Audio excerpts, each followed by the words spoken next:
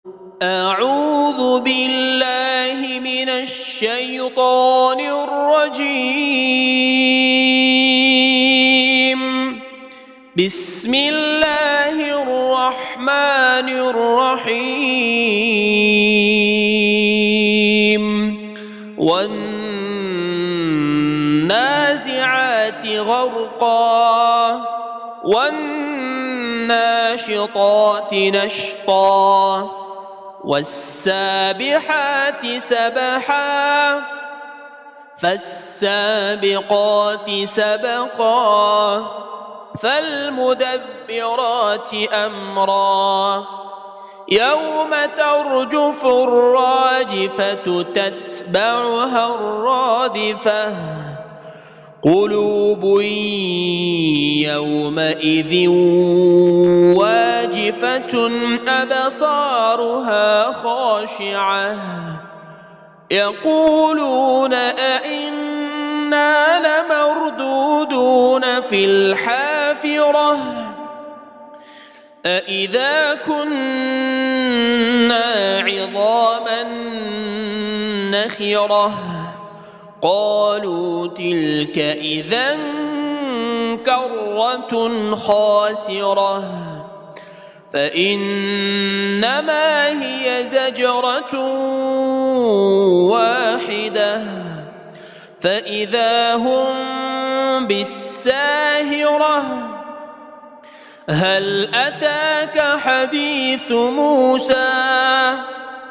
إذ ناداه ربه بالوادي المقدس طوى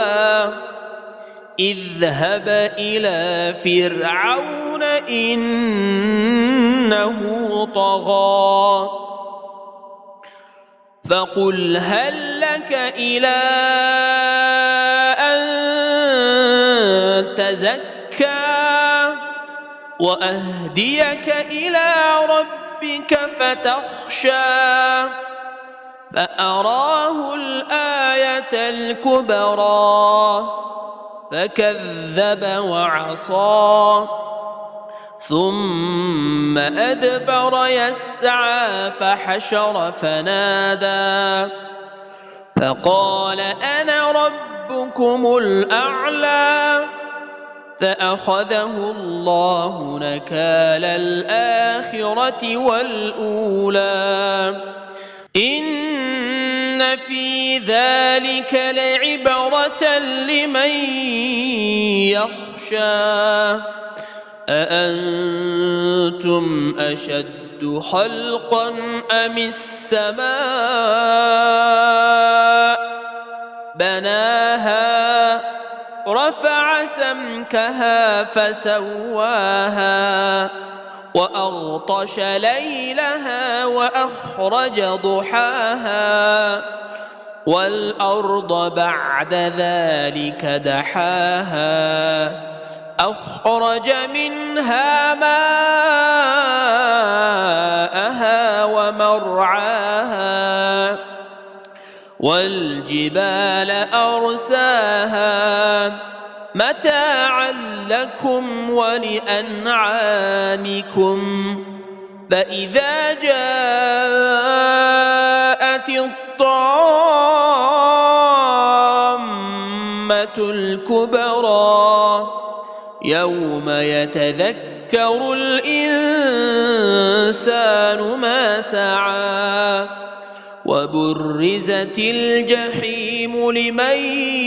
يرى فأما من طغى وآثر الحياة الدنيا فإن الجحيم هي المأوى وأما من خاف مقام ربه ونهى النفس عن الهوى فإن الجنة هي المأوى يسألونك عن الساعة أيان مرساها فيم أنت من ذكراها إلى ربك منتهاها إنما أنت منذر من يخشاها كأنهم يوم يرونها لم يلبثوا إلا عشية أو ضحاها